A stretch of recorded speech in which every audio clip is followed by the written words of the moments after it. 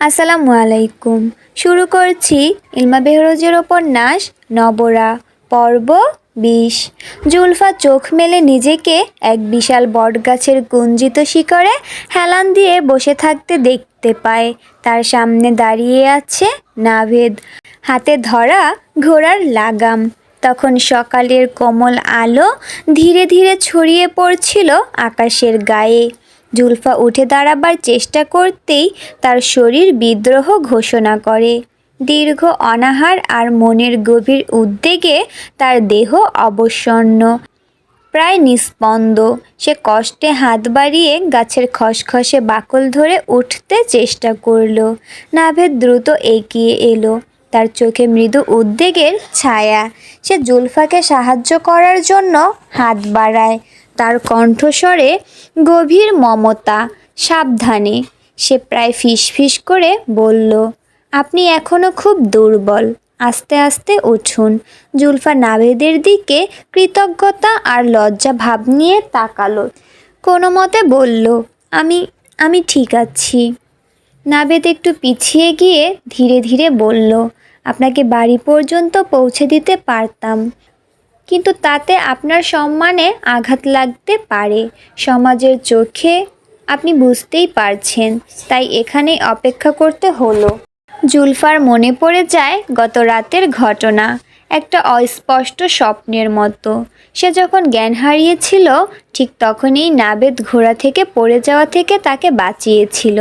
লজ্জায় তার গাল দুটো টকটকে লাল হয়ে উঠল, যেন সকালের সূর্যের আভা তার মুখে প্রতিফলিত হচ্ছে।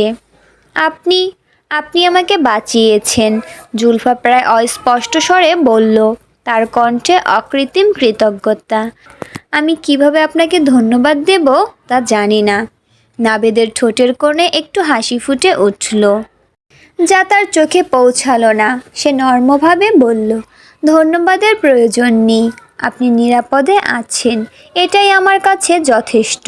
আমি যা করেছি তা যে কেউই করত। জুলফা তার শাড়ির আঁচল দিয়ে মাথা ঢেকে বলল, আপনি না থাকলে। কথাটা শেষ করতে পারল না, গলায় কি যেন আটকে গেল। নাভেদ জুলফার অস্বস্তি অনুভব করে একটু দূরে সরে যায়, ধীরে ধীরে বলল, আপনি এখন নিরাপদে বাড়ি ফিরে যান। আমি এখানে থাকব যতক্ষণ না আপনাকে নিরাপদে ঢুকতে দেখি। জুলফা মাথা নেড়ে সম্মতি জানায়, তার চোখে অজানা এক আবেগের ঝলক। সে ধীরে ধীরে জমিদার বাড়ির দিকে হাঁটতে শুরু করে। পেছনে শোনা যায় নাভেদের ঘোড়ার খুরের মৃদু শব্দ, যা ক্রমশ দূরে মিলিয়ে যাচ্ছে। খামার বাড়ি থেকে ভেসে আসা গরু ছাগলের ডাক জুলফাকে ফিরিয়ে আনে বাস্তবের মাটিতে। বাড়িতে ঢুকে সে সোজা নিজের ঘরে গিয়ে দরজা বন্ধ করে দেয়। তারপর দরজায় পিঠ ঠেকিয়ে ধীরে ধীরে বসে পড়ে মেঝেতে। এ কি স্বপ্ন ছিল নাকি বাস্তব? বাড়ির প্রাঙ্গণে রোদ্দুর ঝলমল করছে। হঠাৎ করে বাড়ির নিস্তব্ধতা ভেঙে গেল সাইকেলের ঘণ্টির শব্দে। দারোয়ান মতিন মিয়া দ্রুত পায়ে এগিয়ে গেল লোহার গেটের দিকে। কে? মতিন মিয়ার গলায় চিরাচরিত সতর্কতার সুর। আমি ডাক পিয়ন, একখান চিঠি আছে। উত্তর এলো গেটের ওপার থেকে। মতিন মিয়া তালা খুলে গেট ফাঁক করতেই দেখা যায় এক মধ্যবয়সী লোককে। তার পরনে খাকি রঙের হাফ প্যান্ট আর হাফ শার্ট, মাথায় একটা পুরনো ক্যাপ, কাঁধে ঝুলছে একটা ময়লা ব্যাগ। কার নামে চিঠি? মতিন মিয়া জানতে চাইল। ছোট জমিদারের নামে, ডাকপিয়ন জবাব দিল, ব্যাগ থেকে একটা খাম বের করে। মতিন মিয়া খামটা নিয়ে জমিদার বাড়িতে যায়। সেখানে মনিরকে পেয়ে তার হাতে তুলে দেয়। মনির খাম নিয়ে দোতলায় যায়, জাওয়াদের ঘরের সামনে। আস্তে আস্তে দরজায় কড়া নাড়ে। কে? ভেতর থেকে জাওয়াদের তেজি গলা শোনা গেল। হুজুর, আমি মনির, আপনার নামে চিঠি এসেছে। মনির জবাব দিল, ভিতরে আয়। মনির ধীরে ধীরে দরজা খুলে ঘরে ঢুকলো। জাওয়াদ তখন তার পুরনো কাঠের চেয়ারে হেলান দিয়ে বসেছিল। রাখ ওইখানে। জাওয়াদ টেবিলের একপাশে ইশারা করে। মনির খামটা রেখে চলে যায়। জাওয়াদ ধীরে ধীরে খামটা খুলে চিঠির প্রথম কয়েকটা লাইন পড়তেই তার ভ্রু কুঁচকে যায়। যত পড়তে লাগলো তার মুখের রেখাগুলো তত কঠিন হতে লাগলো। চিঠি শেষ করে জাওয়াদ চেয়ার ছেড়ে উঠে দাঁড়ায়। সে জানালার কাছে গিয়ে বাইরের দিকে তাকিয়ে রইল কিছুক্ষণ। বাইরে দেখা যাচ্ছিল পুকুর পাড়ে বসে থাকা কয়েকজন মানুষ। সুফিয়ান কোনো কাজে এদের এখানে এনেছে। হঠাৎ করেই ঘুরে দাঁড়িয়ে সে দ্রুত পায়ে ঘর থেকে বের হয়ে গেল। সোজা এগিয়ে গেল দ্বিতীয় তলার শেষ প্রান্তে অবস্থিত রাইহার ঘরের দিকে।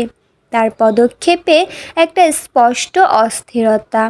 রাইহার ঘরের সামনে এসে জাওয়াদ থমকে দাঁড়ালো। সে একটু ইতস্তত করলো, তারপর একটা গভীর শ্বাস নিয়ে দৃঢ়তার সাথে দরজায় কড়া নাড়ল। কে? রাইহার মিষ্টি কণ্ঠস্বর ভেসে এলো। জাওয়াদ উত্তর দিল না। রাইহা ধীরে ধীরে দরজা খুলতেই জাওয়াদ ঝড়ের বেগে ঘরে ঢুকে পড়ে। সে খামটা বিছানার ওপর রেখে কিছুটা অস্থির স্বরে বলল, আসিফ চিঠি পাঠিয়েছে। রাইহার চেহারায় হঠাৎ আলো ফুটে ওঠে। তার কালো চোখ দুটি উজ্জ্বল হয়ে উঠল আশায়। সে উৎসুক কণ্ঠে জিজ্ঞেস করল, কি বলেছে? কোনো ভালো খবর আছে? জাওয়াদের মুখে একটা বিরক্তির ছায়া নেমে এলো। সে একটু কঠিন স্বরে বলল, পাসপোর্ট এখনও নিতে পারেনি। আর কতদিন তোমাকে নিয়ে এখানে থাকতে হবে? আমি সত্যিই বিরক্ত হয়ে গেছি রাইহা। ওটা তোমার বাপ নাকি শত্রু? রাইহার মুখের হাসি মুহূর্তে মিলিয়ে যায়। চোখে জ্বলে একটা অদ্ভুত আগুন। সে চোয়াল শক্ত করে দৃঢ়কণ্ঠে বলল, তুমি ভেবো না, আমিও এখানে থাকতে চাই না। আমি কালই চলে যাব। এ কথা জাওয়াদ অবাক হয়। তার চোখে ফুটে ওঠে বিস্ময়। সে কিছুটা নরম সুরে জিজ্ঞেস করল, কোথায় যাবে? তোমার কোথাও যাওয়ার জায়গা আছে নাকি? রাইহা তীক্ষ্ণ দৃষ্টিতে জাওয়াদের দিকে তাকায়। তার চোখে মুখে ফুটে ওঠে একটা গভীর ব্যথা আর অভিমান। সে ধীরে ধীরে বলল, সে তোমাকে জানতে হবে না। প্রথম দিন থেকে আমার সঙ্গে তোমার আচরণ ছিল অমানবিক। এইবার তোমারও মুক্তি, আমারও। দেখো, আমার ব্যাগপত্র গোছানো শেষ। জাওয়াদ বিস্ময়ে কয়েক মুহূর্ত চোখ পিটপিট করে বলল, ঠিক আছে, তবে যাবার আগে একটা কাগজে সই করে যেও। লিখে দিও তুমি স্বেচ্ছায় চলে যাচ্ছ। রাস্তাঘাটে যদি মরে টরে যাও যেন আমাকে কেউ দায়ী না করে। রাইহা বিস্ফোরিত নয়নে তাকিয়ে রইল জাওয়াদের দিকে। এই ছেলেটা কি করে এতটা নিষ্ঠুর হতে পারে? সে কিছুক্ষণ চুপ করে রইল। তারপর ধীরে ধীরে বিছানায় বসলো। জানালার দিকে মুখ ফিরিয়ে মৃদুস্বরে বলল, তোমাকে এতদিন জ্বালাতন করার জন্য আমি সত্যিই দুঃখিত জাওয়াদ। আমি কেবল বিপদে পড়েছিলাম বলেই তোমার এত সব কথা সহ্য করেও এখানে থেকেছি। আমি এইবার সত্যি চলে। রাইহা কথা শেষ করার আগেই ঘুরে দেখে জাওয়াদ নিঃশব্দে ঘর থেকে বেরিয়ে গেছে। জাওয়াদ রাইহার ঘর থেকে বেরিয়ে সোজা ছাদে এসে দাঁড়ায়। উঁচু থেকে সে নীরবে পর্যবেক্ষণ করে বাগানের দৃশ্য। তার দৃষ্টি স্থির হয়ে যায় গুলনুরের ওপর। বাগানে নানা ধরনের কাজ চলছে। কিছু দাসী গাছের গোড়ায় জল দিচ্ছে, কেউ আগাছা তুলছে, আবার কেউ পাকা ফল তুলছে ঝুড়িতে। গুলনুর একটা ছোট কোদাল দিয়ে মাটি কুপিয়ে বীজ বোনার জন্য জমি তৈরি করছে। তার অবস্থান অন্য দাসীদের থেকে কিছুটা দূরে, তাই খুব সহজেই অন্য দাসীরা বুঝতে পারে জাওয়াদ ছাদ থেকে গুলনুরকেই দেখছে। তারা একে অপরের দিকে তাকায়, তাদের চোখে চোখে কথা হয়। তারপর তারা ধীরে ধীরে গুলনুরের কাছে এগিয়ে গেল, যেন কোনো গোপন ষড়যন্ত্রের অংশ হতে যাচ্ছে। প্রথম দাসী ফিসফিস করে বলল, ও গুলনুর, তোর কপালে যে আজ চাঁদ উঠেছে গো। দেখছিস না, ছোট জমিদার ছাদ থেকে তোকে এমন তাকিয়ে দেখছে যেন তুই আসমানের পরী। দ্বিতীয় দাসী হাসতে হাসতে যোগ করল, হ্যাঁ গো, আমি তো ভাবছি এবার থেকে তোকে বেগম গুলনুর বলে ডাকবো। তোর হাতের কোদালটা যে এখন রাজদণ্ড হয়ে গেল। তৃতীয় দাসী গুলনুরের কানের কাছে মুখ এনে বলল, শোনলো, এই সুযোগটা হাতছাড়া করিস না। একটু হাসি দিয়ে দে ছোট জমিদারের দিকে। দেখবি কাল থেকে তোকে আর এই রোদে পুড়ে কাজ করতে হবে না। দাসীদের কথায় গুলনুরের বুকের ভেতরটা দুরু করে ওঠে। সে অবাক হয়ে ধীরে ধীরে মাথা তুলল। চোখ পড়ল জাওয়াদের চোখে। মুহূর্তের জন্য দুজনের দৃষ্টি বিনিময় হয়। যতবার জাওয়াদের সঙ্গে তার দৃষ্টি মিলন ঘটে, একটা শিরশির অনুভূতি হয় বুকের ভেতর। সেই মুহূর্তে সময় থেমে গেল। বাতাসে ভেসে এলো চাপা ফুলের মিষ্টি গন্ধ। দূরে একটা পাখি ডেকে উঠল। এই রোমাঞ্চকর মুহূর্তটি বেশিক্ষণ স্থায়ী হলো না। দাসীদের মধ্যে হাসাহাসি শুরু হতেই জাওয়াদের মুখভাব পাল্টে যায়। সে হঠাৎ সচেতন হয়ে ওঠে নিজের অবস্থান সম্পর্কে। একজন জমিদার পুত্রের পক্ষে এভাবে একজন দাসীকে দেখা উচিত নয়। জাওয়াদ দ্রুত মুখ ঘুরিয়ে নেয়। এবার তার চোখে মুখে ফুটে ওঠে একটা কঠোর নিরাসক্ত ভাব। সে এমনভাবে চারদিকে তাকাতে লাগলো যেন সে শুধু সামগ্রিকভাবে বাগানের কাজকর্মের তদারকি করছে। তার ভঙ্গিতে স্পষ্ট একজন দায়িত্বশীল জমিদার পুত্রের ছাপ, যে তার পিতার সম্পত্তির যত্ন নিচ্ছে। গুলনুর আবার মাথা নিচু করে কাজে মন দেয়। অন্য দাসীরা এই ঘটনাকে নিয়ে হাসাহাসি চালিয়ে যেতে লাগলো। তাদের চাপা হাসি আর ইঙ্গিতপূর্ণ কথাবার্তায় বাগানটা মুখর হয়ে উঠেছে। সন্ধ্যার পূর্ব মুহূর্তে গুলনুর তার ভিজে চুল নিয়ে ঘরে ঢুকে। গোসলের পর তার গায়ে এখনো পানির ছোঁয়া লেগে আছে। ঠিক তখনই জাওয়াদ এসে দাঁড়ালো ঘরের সামনে, হাতে একটা চিঠি নিয়ে। সে দরজায় আলতো করে আঘাত করে। দরজা খুলে জাওয়াদকে দেখেই গুলনুরের মাথা অবনত হয়ে গেল। জাওয়াদের চোখে মুখে কৃত্রিম অহংকারী ভাব। সে দরজায় হাত রেখে জোরে ধাক্কা দিতেই দরজাটা খুলে গেল চওড়া হয়ে। সে ঘরে ঢুকে দৃঢ় পায়ে। তার প্রতিটি পদক্ষেপ ঘোষণা করছে, এই বাড়ি আমার, আমি এর একমাত্র উত্তরাধিকারী। গুলনুর তখনও দাঁড়িয়ে আছে মাথা নিচু করে, একটি লজ্জাবতী লতার মতো। জাওয়াদ বুক ফুলিয়ে দাঁড়িয়ে আছে। সে গুলনুরের দিকে তাকিয়ে বলল, একটু হাসির ছোঁয়া মিশিয়ে কিন্তু কণ্ঠে অহংকার ঢেলে, আরে বাহ, কি ব্যাপার? মাথাটা কি এতই ভারী যে তুলতে পারছো না? নাকি আমার সৌন্দর্যে অভিভূত হয়ে গেছো? যাই হোক, একটু সোজা হয়ে দাঁড়াও দেখি, দেখা যাক তোমার মেরুদণ্ড আছে কি না। জাওয়াদের কথা শুনে গুলনুর বিব্রত বোধ করে।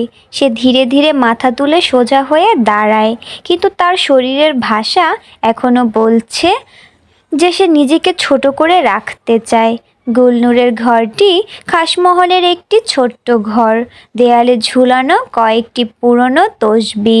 একটি ছোট্ট জানালা দিয়ে বাইরের উঠানের একটুখানি দেখা যায়। ঘরের এক কোণে একটি সাদাসিধে খাট, ওপরে পরিপাটি করে ভাঁজ করা কাপড় চোপড়, অন্যদিকে একটি ছোট আলমারি। গুলনুরের সামান্য জিনিসপত্রের আধার। ঘরের মাঝখানে একটি ছোট গালিচা পাতা, গুলনুরের নিত্য নামাজের স্থান। দেয়ালে টাঙানো একটি আয়না নীরবে সাক্ষী হয়ে আছে। ঘরের এক কোণে একটি ছোট টেবিল, যা অদ্ভুতভাবে খালি। জাওয়াদের চোখে বিস্ময়। সে ভেবেছিল এইখানে বই খাতা, কালি কলম দেখতে পাবে। জাওয়াদ ধীরে ধীরে ঘাড় ঘুরিয়ে হাতের চিঠিটি গুলনুরের সামনে মেলে ধরল। তার কণ্ঠে একটা মৃদু কৌতুক ঝরে পড়ে, বেশ ভালো লিখো তো। গুলনুর নীরবে দাঁড়িয়ে আছে, তার পায়ের আঙুল দিয়ে মেঝে খোঁড়ার অসহায় চেষ্টা করছে। জাওয়াদ তার এই অস্বস্তি লক্ষ্য করে, কিন্তু তা উপেক্ষা করে বলে, দ্রুত আমাকে একটা চিঠি লিখে দাও, প্রেমিকাকে দেব। গুলনুর পাথরের মূর্তির মতো নিশ্চল দাঁড়িয়ে রইল। জাওয়াদের ধৈর্যের বাঁধ ভেঙে পড়ার উপক্রম। তার অভিধানে ধৈর্য বলতে কিছু নেই। জাওয়াদের কণ্ঠস্বরে এবার একটু তীক্ষ্ণতা ফুটে উঠল, যা বললাম তাই করো। কালি কলম কোথায় লুকিয়ে রেখেছ, বের করো। জাওয়াদ ঘরময় চোখ বোলায়, তার দৃষ্টিতে কৌতূহল আর সন্দেহ। গুলনুর নীরবে ঘরের কোণে রাখা একটি পুরনো ট্রাঙ্কের দিকে এগিয়ে যায়। ট্রাঙ্কটি খুলে সে একটি মলাটহীন খাতা আর একটি পুরনো কলম বের করে। তার প্রতিটি পদক্ষেপে একটা অনিচ্ছা, তবুও বাধ্য মেয়ের মতো সে জাওয়াদের নির্দেশ পালন করছে। জাওয়াদের ঠোঁটে একটা চাপা হাসি ফুটে ওঠে। তার সন্দেহ যে সত্য প্রমাণিত হয়েছে, সেই আত্মতৃপ্তি তার চোখে মুখে স্পষ্ট হয়ে উঠল। সে বলল, তাহলে তুমি সত্যিই লিখতে পারো, এটা বাড়ির কেউ জানে না কেন? গুলনূর নিঃশব্দে টেবিলে বসে, তার হাতের কম্পন লক্ষণীয়। ধীরে ধীরে সে লিখতে শুরু করলো। কয়েক মুহূর্ত পর সে খাতাটি জাওয়াদের দিকে এগিয়ে দিল। জাওয়াদ পড়ল। কেউ কখনো জিজ্ঞেস করেনি, জানতে চায়নি। গুলনূরের হাতের লেখা দেখে জাওয়াদ মুগ্ধ হয়ে যায়। প্রতিটি অক্ষর ছবির মতো সুন্দর, নিখুঁত আর ভাবপূর্ণ। হয়তো বোবা বলেই তার হাতের লেখায় এমন নৈপুণ্য। তার মৌন কথাগুলো হাতের লেখায় প্রাণ পেয়েছে। সৃষ্টিকর্তা সত্যিই অদ্ভুত। তিনি প্রত্যেককেই কোনো না কোনো অনন্য গুণ দিয়েছেন। গুলনূরের ক্ষেত্রে তার নীরবতার পাশাপাশি দিয়েছেন এক অসাধারণ অভিব্যক্তির ক্ষমতা তার লেখনীর মাধ্যমে। ঘরের ছোট্ট জানালা দিয়ে সন্ধ্যার শেষ আলোর রেশটুকুও ঢুকতে পারছে না। ঘরটি অন্ধকারের গভীর গহ্বরে তলিয়ে যাচ্ছে। গুলনূরের চোখে ফুটে উঠে গভীর আতঙ্কের ছায়া। তার মনের পর্দায় ভেসে ওঠে অতীতের সেই কালো স্মৃতি, যা তাকে তাড়া করে বেড়ায় প্রতিনিয়ত। অন্ধকার ঘরে পুরুষ মানুষের উপস্থিতি মাত্রই তার শ্বাসরুদ্ধ হয়ে আসে, বুকের ভেতর পাথর চেপে বসে। হঠাৎ করেই সে টেবিল ছেড়ে উঠে পড়ল। তাড়াহুড়োয় পা জড়িয়ে যায় চেয়ারের পায়ায়। টলমল করে পড়ে যাচ্ছিল সে। জাওয়াদ সাহায্যের হাত বাড়িয়ে দেয়, কিন্তু তার স্পর্শের আশঙ্কায় গুলনূর আরও বেশি সন্ত্রস্ত হয়ে উঠল। জাওয়াদ থমকে দাঁড়ায়। গুলনূরের মুখে ফুটে ওঠা সেই গভীর আতঙ্ক তাকে বিস্মিত করে। হঠাৎ কি হলো মেয়েটার? কি হয়েছে গুলনূর? এত ভয় পাচ্ছ কেন? জাওয়াদের কণ্ঠে ফুটে ওঠে উদ্বেগ মেশানো কোমলতা। সে আস্তে আস্তে এগিয়ে গেল গুলনূরের দিকে। তোমার কি অসুখ করেছে? এমন থরথর করে কাঁপছ কেন? জাওয়াদ গুলনূরের থুতনি ধরে মুখটা তুলে ধরল। আমাকে দেখে এত ভয় কিসের? আমি কি এতই ভয়ঙ্কর? জাওয়াদের স্পর্শে গুলনূরের সারা শরীর শিউরে ওঠে। সে পিছু হটতে লাগলো, যেন কোনো বিষধর সাপের সামনে পড়ে গেছে। তার চোখে মুখে ফুটে উঠল এক নির্বাক আর্তনাদ। আমাকে ছুবেন না, দয়া করে দূরে সরে যান।